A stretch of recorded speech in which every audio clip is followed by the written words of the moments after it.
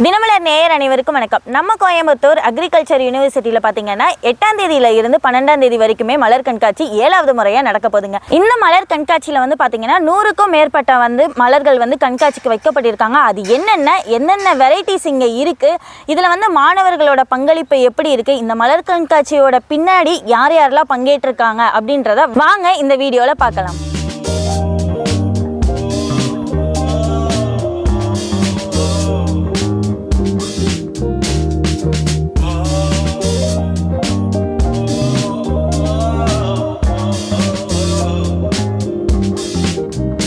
ஸ்ட்ரக்சரில் ரெண்டு type of structures இருக்குது. ஆர்ச் டைப் ஸ்ட்ரக்சர்ஸ் இருக்குது, சின்ன உருவங்கள் இருக்குது. இதில் ரெண்டு வகையாக பண்ணலாங்க. ஒன்று நம்ம தொட்டி தொட்டிகளில் செடிகளை வளர்த்து அந்த தொட்டியை நம்ம ஸ்ட்ரக்சரில் வச்சு அழகுபடுத்துறது ஒன்று. இன்னொன்று கொய்மலர்களை ஃபோம் கட்டி அதை அழகுபடுத்துறது. ரெண்டு டைப்பாக இருக்குதுங்க. தொட்டியில் பண்ணும்போது பார்த்தோம்னா கிட்டத்தட்ட நமக்கு ஒரு 15 to 20 நாளைக்கு அந்த தொட்டி செடி அப்படியே இருக்கும், நல்லா மலர்ச்சியாக பூவாகவே இருக்கும்.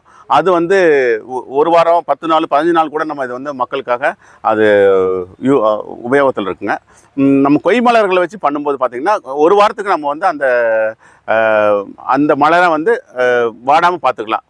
கரெக்டாக ப்ராப்பராக வாட்டரிங் இது மட்டும் பண்ணிட்டு இருந்தோம்னா, லைட்டாக நிழல் கொடுத்தோம்னா இன்னும் ஒரு வாரத்துக்கு நம்ம அதனோட வாடாமல் அதை தக்க வைக்க முடியும். இது ரெண்டு டைப்பு.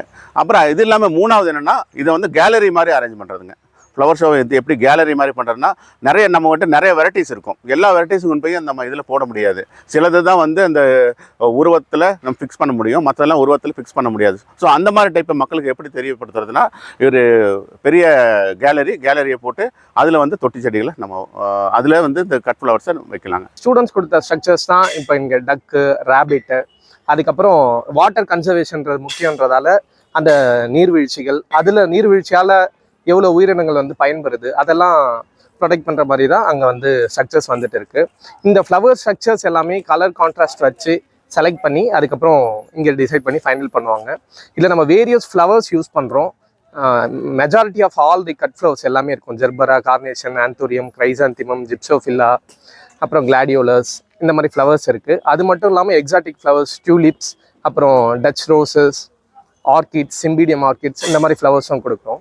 கிட்டத்தட்ட நாங்கள் 6 மாதமாக பிளான் பண்ணிகிட்ருக்கோம். எப்போ விதையை போடலாம், எப்போ பூ கொண்டுட்டு வரலாம், எப்போ பிஞ்சிங் பண்ணணும், அந்த மாதிரி எல்லாம் பண்ணி இதை ஒரு 6 மாதமாக தீபாவளிக்கு முன்னாடி இருந்தே நாங்கள் இதை பிளான் பண்ணி ஒவ்வொன்றா கட் பண்ணி வளர்த்தி கொண்டு வந்திருக்கோம். இதில் முக்கியமாக பார்த்திங்கன்னா இளநிலை மாணவர்கள், முதுநிலை, பிஹெச்டி ஸ்டூடெண்ட்ஸு எல்லாருமே வாலண்டரியாக இன்வால்வ் ஆகி அவங்களா கற்றுக்கிட்டு இந்த இதை பண்ணிகிட்ருக்காங்க. இந்த மலர் கண்காட்சியில் மலர்கள்லாம் தொட்டி செடியில் வளர்க்குறதெல்லாம் நம்மளே பண்ணிகிட்ருக்கோம்.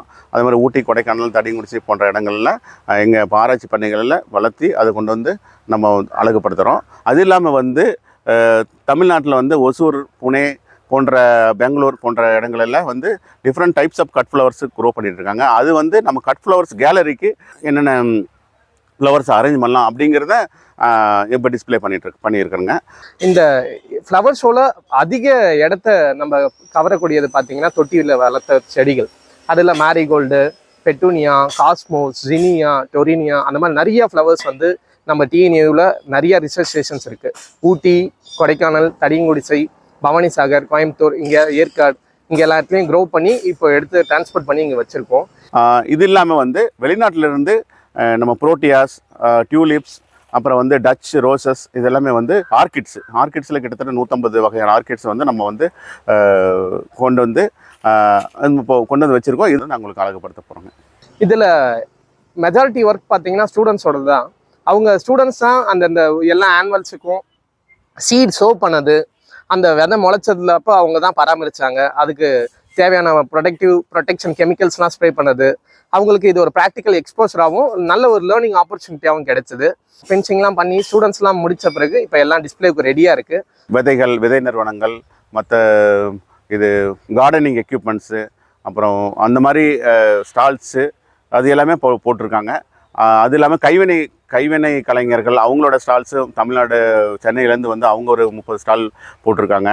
இந்த மலர் கண்காட்சி இது இல்லாமல் மக்களை குழந்தைகளை மகிழ்வதற்கு சிறுவர்கள் விளையாட்டு திடல் இருக்குது.